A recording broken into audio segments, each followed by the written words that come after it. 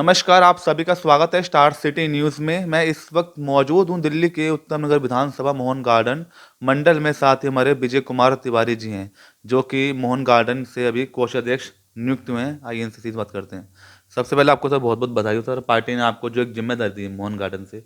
सबसे पहले आप अपनी पूरी टीम को क्या देना चाहते हैं मैसेज? सबसे पहले तो मैं भी अपने पार्टी और शीर्ष नेताओं को धन्यवाद देता हूं कि जिन्होंने हमारे ऊपर भरोसा करके और ये पद मुझे, ये दायित्व मुझे दिया गया है। और मैं कोशिश करूंगा कि अपने जो हमारी कार्य क्षमता है उसके ऊपर हम खरा उतरें और जो शीर्ष नेता, जो भी शीर्ष में हमारे नेता लोग हैं, हम उनके दिल को जीत सकें। अच्छा, वैसे आपकी जो राजनीति की सर शुरुआत हुई, कहाँ से कैसे हुई आपकी? हमारी राजनीति शुरुआत अगर आप ऐसा पूछेंगे तो हम लोग तो हमारे पूरे घर, जो मतलब मेरे पीछे जो पूरे हमारे घर वाले हैं, वो तो हम लोग बीजेपी वाले ही हैं। अच्छा, स्टार्टिंग से ही। हाँ, मैं अपने जो हमारे बड़े बुजुर्ग हैं, हमने सबको अपने इसी ढर्रे पे देखा और अपनी लेबिलिटी को मेंटेन करते हुए हम 2012 में बीजेपी पूर्ण रूपेण ज्वाइन किए। और उस समय से मैं अपने जो हमारा खंड है सत्यम पब्लिक स्कूल वार्ड 113 का, जो 113 में आज है, उसका मैं शहरी केंद्र प्रमुख रहा हूं। और आज भी मैं शहरी केंद्र प्रमुख का दायित्व वहां मैं निभा रहा हूं।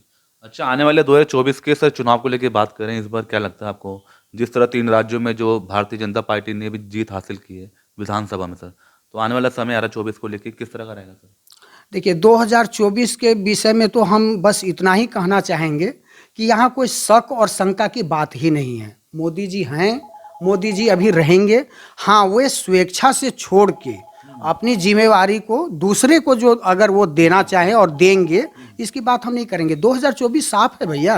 2024 कहाँ से आपको रुकावट दिख रही है? कैसे मगर एक जो गठबंधन बना इंडिया नाम से, जिसमें सभी पार्टी अलायंस होके चुनाव लड़ रही है, तो क्या इससे लगता कुछ मोदी जी को इससे कुछ डर लग रहा है? देखिए, जो आप अभी इंडी अलायंस की जो आप गठबंधन की बात हमसे कर रहे हैं, उसमें आपको कहीं से दम दिख रहा है? अभी अभी आप जब ऐसी बात कर रहे हैं तो मैं कल की न्यूज़ बता रहा हूं। राहुल गांधी जी परसों तक पीएम पद के कैंडिडेट थे और कल जो खड़गे जी बन गए। हो सकता है कि आज की बात अगर आप करो तो किसी ने ममता जी को नॉमिनेट कर दिया होगा। तो अब मुझे बताओ, जहां इस तरह की बंदर बांट वाली स्थिति रहेगी, उससे भैया एक शेर को क्या परेशानी होगी? मानते हैं इस बात को आप? तो यहाँ एक तरफ शेर वाली बात है और दूसरी तरफ आप बंदर बाट वाली कर रहे हैं। ये मेरी पर्सनल विचार है एक कार्यकर्ता के रूप में। रही बात जमीनी, तो जमीन में हम लोग लड़ रहे हैं, सिपाही हैं, लड़ते रहेंगे। और मोदी जी इसी तरह से उनकी जो पताका है वो परचम में फहराती रहेगी। अच्छा, रामलला के सर जल्दी से दर्शन होने जा रहे थे 22 जनवरी के, इस पे कुछ कहना चाहते हैं? हाँ, बहुत खुशी की बात है। ये पूरे हिंदुओं के लिए अति हर्ष की बात, मतलब हम समझते हैं। और यदि मोदी जी नहीं आते तो ये कलंक जो लगा हुआ था, ये कलंक ही रह जाता। और इसमें हम लोग बहुत अच्छा काम भी अपने मंडल में कर रहे हैं। अभी हमारे जो 22 जनवरी बिल्कुल। हाँ, 22 जनवरी को हमारे मंडल 113 से 50 लोगों का हमने एक टीम बनाया है, जो अभी हमारे जिला और प्रदेश के नेतृत्व में रामलला को दर्शन करने के लिए भी ये लोग रेलगाड़ी के द्वारा जाने वाले हैं। जी सर। हम समझते हैं कि कुछ दिनों के अंदर में उनका पूरी टिकट वगैरह भी बन के आ जाएगी। सर, मैं आपसे एक सवाल कर लेता हूँ। अभी जैसे विकसित भारत अभियान जो चलाई जा रही है दिल्ली में, लगभग सभी जगह चल रही है मुहिम, इस मुहिम पे आप क्या कहना चाहते हैं सर? देखिए, ये मुहिम हमारे मंडल में पिछले हम लोग 2 महीने से बड़ी जोरों शोरों से इसको चला के रखे हैं और अभी भी उस पर हम लोग काम कर रहे हैं। और ये जो मुहिम है, इसमें अलग से जो हमारी संगठन है उसके अलावे हम लोग 250 से 300 लोगों को जोड़ के अलग ग्रुप, अच्छा, अलग ग्रुप, ओके ओके, जो हमारी संगठन है उसकी हम बात आपसे नहीं करें, अलग ग्रुप में हमने 250 से 300 लोगों को जोड़ा है। और अभी हमारे जितने भी हम तो मंडल के एक सिपाही हैं, हमारे जैसे से जितने नीचे हमारे सिपाही लोग काम करने वाले हैं संगठन के, वो सभी लगे हुए हैं और हम लोग इसको और लंबा आगे बढ़ा के जाएंगे। तो सर, ये 24 के बाद अब 25 विधानसभा चुनाव में सर, जिस तरह आप देख रहे हैं लगभग आपकी जो दिल्ली में सरकार नहीं बन पा रही 25 साल से, तो इस बार 25 साल का रिकॉर्ड टूटेगा विधानसभा में सर? देखिए बिल्कुल टूटनी चाहिए। और इस बात पर आप जब पर्सनल हमारी थॉट्स अगर जानना आप चाहेंगे तो इसमें जो हमारे शीर्ष नेता लोग जो हैं, हम उनसे निवेदन करेंगे कि वो जो हमारी गति क्या इसको कहते हैं, जो विचारधारा है उसमें थोड़ी सी मैं दिल्ली के लिए बात कर रहा हूँ, आपने दिल्ली की बात करी है, तो उस पर चेंज लाएं। रही बात केजरीवाल जी की, तो इनकी तो जो घड़ी थी ना, वो घड़ा भैया भरी नहीं है, वो टूट चुकी है, लोगों को दिख चुकी है।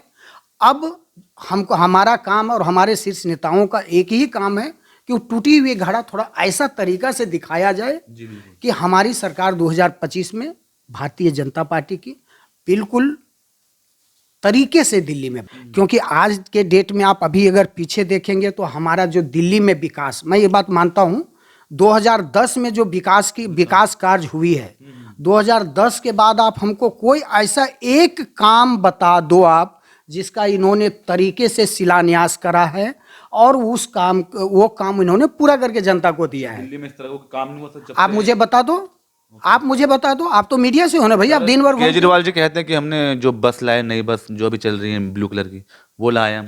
अरे भैया जी वो मोदी जी की दी हुई है, कहाँ है, आप कौन सी भूल में घूम रहे हो? सर वो तो दिल्ली सरकार के अधीन आ गए सर। अरे भैया जी दिल्ली सरकार के भैया जी, तो मैं तो बोलता हूँ, देखो अब ऐसे मैं समझाता हूँ, अब ऐसे समझो, मैं घर का मुखिया हूँ, हम अपने पैसे से ला करके अपने घर में इनको बहुत बढ़िया मैं एक हारमोनियम दे दिया और मैं बाहर चला गया। बजाना तो इनका काम है, अब तरीके से ना बजाएंगे तो तोड़ देंगे ना। तो दिल्ली के मुख्यमंत्री तो दिल्ली के राजा हैं सर, वही लाएंगे ना सर। तो राजा बजा तो नहीं पाएंगे ना, जितनी जो ब्लू लाइन इलेक्ट्रिक बसें जो आई वो बजा पाएंगे क्या?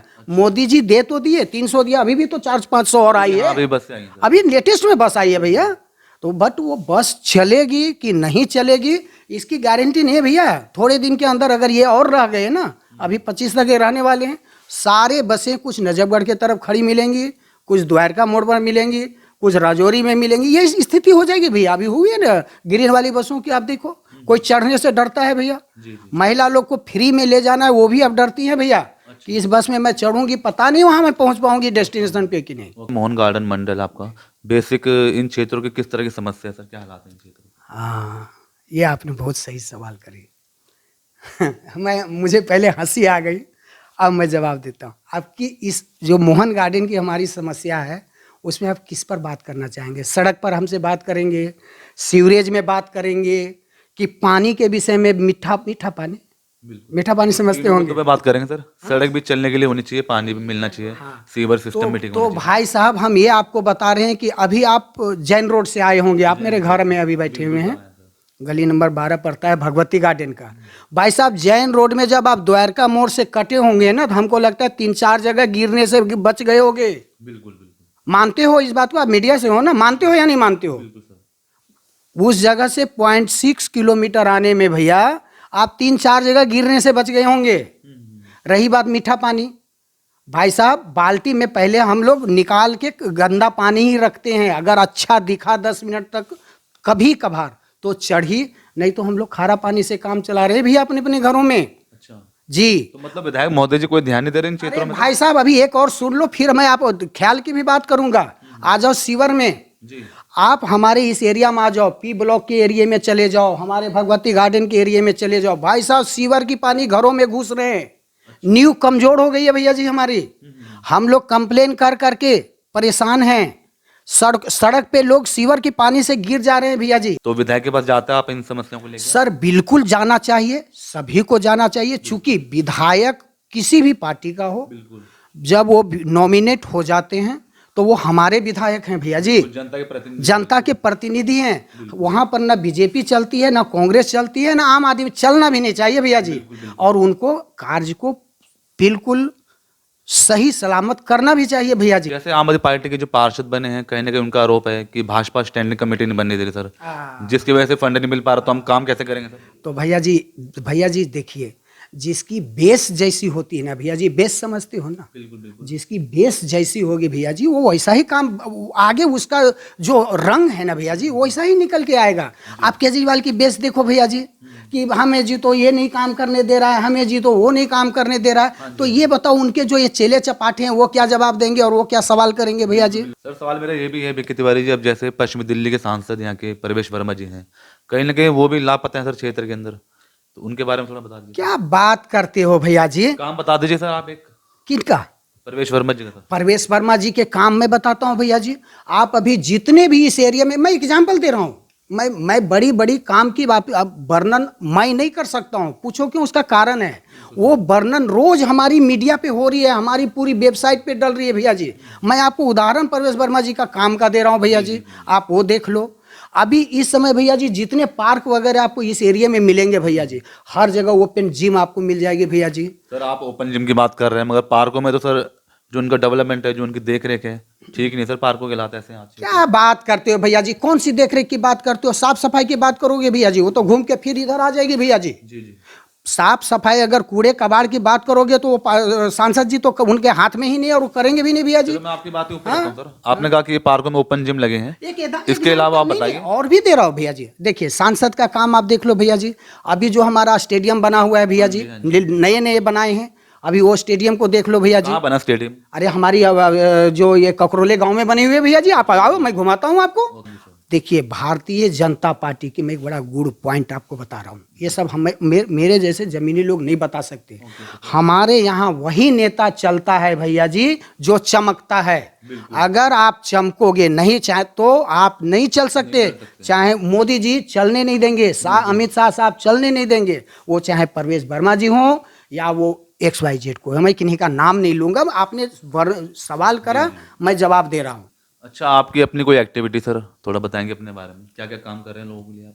हाँ, इस समय हम लोग लेटेस्ट में बहुत बढ़िया एक काम कर रहे हैं। अभी जो हमारे PM विश्वकर्मा योजना 2023 चली है, उस पर हम लोग फॉर्म वगैरह भरवा रहे हैं, जिसमें 18 कैटेगरी जो उसमें एलिजिबल हैं। और जब भी उनका ट्रेनिंग वगैरह हो जाएगा, अभी इस समय तो उनको 500 रुपये भी मिलते हैं।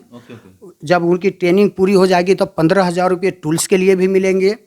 उसके बाद फिर उनको 1 लाख रुपए की लोन भी मिलेगी। हम अभी इस पर हम लोग काम कर रहे हैं।